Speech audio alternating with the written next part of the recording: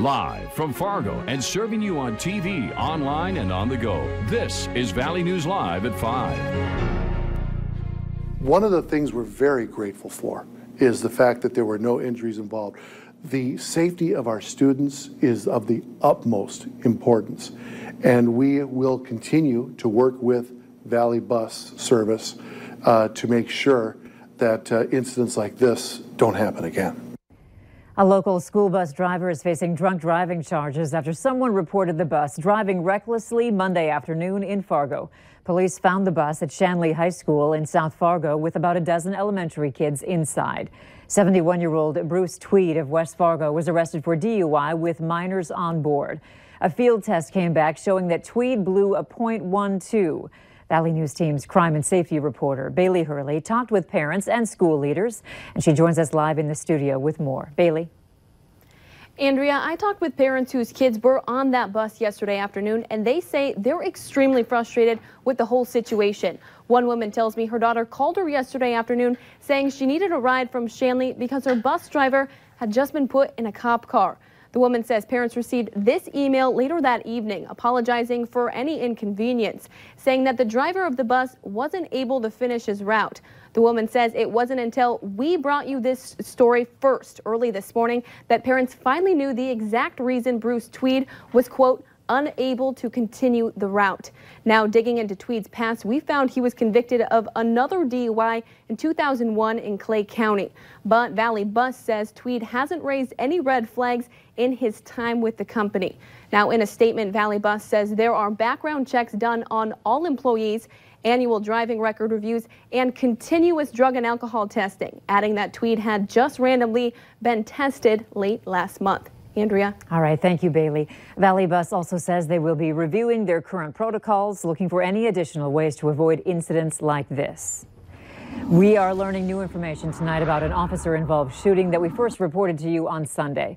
The Grand Forks County Sheriff's Office has released the names of the 3 people involved. 34-year-old Travis Holt of Grand Forks is the man deputies say pointed a gun at them. Holt was injured in a shootout with deputies. He was taken to Altru Hospital in Grand Forks, and his condition has not yet been released. Sunday afternoon, deputies Lee Mewis and Chris Hutton responded to a vehicle that had been broken down on the side of Highway 2, north of Arvilla, North Dakota. That's where deputies say Holt pointed a gun at them. Both deputies have been placed on administrative leave. It is quiet out there now, but snow is heading our way later tonight and could impact us through tomorrow. Hutch, as usual, some of us will see more than others. Snow, that is. That's right. Right now we're enjoying a gorgeous sunset in the western sky from our Skycam network. That's Valley Skycam looking off towards central North Dakota, where temperatures are still in the single digits. Nothing too warm here. A little milder down to the south.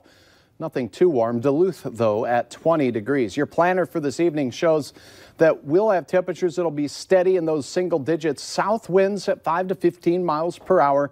As we go through the overnight, our snow chances in Fargo really don't increase until closer to daybreak. Grand Forks likewise increasing clouds during the deep overnight hours as temperatures slip early to maybe even as 0 or just below briefly. Now, there is some snow on the way, as you alluded to. A winter storm will be impacting some areas to our south, and some of our counties are in a winter weather advisory for a snowy Wednesday. Your hour-by-hour forecast will have details on what you can expect to shovel out of your driveway here in just a few moments. All right, thanks, Hutch. And make sure you can get the forecast when you need it with the latest version of the Valley News Live Storm Team Weather app. Download the latest version for free so that you don't miss important alerts. Just search VNL Weather in your app store.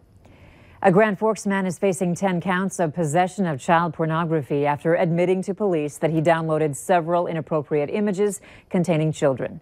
Court records say several electronic devices were seized at the home of 23-year-old Carl Lindloff. Detectives say they found things like screenshots of young girls performing sexual acts on adult men. The children range in age from 2 to 14. A man is behind bars tonight after police say he stole a pickup and then got stuck in a snowbank while trying to get away from officers earlier this morning. Around 1:30 a.m., police spotted the vehicle that was stolen from North Moorhead. They say the driver backed into the police car before driving away, then led officers on a chase through town. Moorhead police stopped the pursuit as it crossed into Fargo, where the driver eluded officers for a few hours. An off-duty police officer later spotted the vehicle in South Fargo, and officers caught the suspect when the pickup got stuck in a snowbank. 36-year-old Dennis Merritt was arrested for possession of stolen property, criminal damage to property, and fleeing, among other charges. A Minnesota native is dead after a head-on crash in Idaho. Officials say it happened Monday night when 39-year-old Jennifer Thompson of Idaho was driving the wrong way on I-84. Her pickup collided head-on with another truck driven by 21-year-old Ryan Cordy of Aiken, Minnesota. Thompson died at the scene. So did a passenger in Cordy's vehicle, 21-year-old Monica Buchheit of Baxter, Minnesota. Ryan Cordy and another passenger, Carrie Cordy of McGrath, Minnesota, were taken by helicopter to a hospital in Boise. Minnesota Governor Tim Walz unveiled his first budget proposal today in a news conference, with the two-year budget expected to total between $47 and $50 billion. My budget will help close the funding gap and make sure that every child has a good teacher, receives the individual attention they deserve, and has access to the materials that they need to develop the knowledge and skills to compete in today's economy. Republican legislative leaders say their caucuses will not accept the tax increases that the governor has proposed, given the state's projected budget surplus. The governor's office says Walz will focus on his campaign themes, which included public education, health care, and community prosperity. He is North Dakota's wealthiest man. His name is Gary Tharaldson, and at last report, Forbes estimates his net worth at $900 million. And today, Tharaldson is taking time to share his wealth of knowledge with a group of people who may well be leading our community in the coming days. The event, the kickoff for the United Way's Emerging Leaders Program. Tharaldson is the president and CEO of Tharaldson Hospitality Management. He owns and operates lots of hotels. Chances are you may have stayed in one. His 500th is set to open next year. Tharaldson credits his employees for much of his success. It's all about team. And if the team does everything together, they should get rewarded together. Share your wealth with the people, because without your great employees, you cannot get where you want the company to grow to. Tharaldson isn't only in the hotel business, he also is the majority owner of the Tharaldson ethanol plant near Castleton. It produces more than 150 million gallons of high-octane ethanol fuel every year.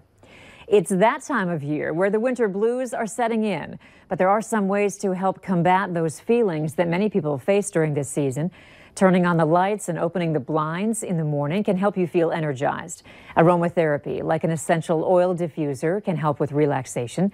However, counselors say the best way to beat the winter blues is to spend time with friends and family. One of the things we say a lot in the therapy world is if you feel like you shouldn't do it, you probably should. So really just making sure that that's a priority and a routine, that if you are somebody that struggles with that type of depression, that you make it a priority that, hey, I know I need to be around people. I know that that helps. Getting into an exercise routine and making sure you're eating a balanced diet can also be beneficial.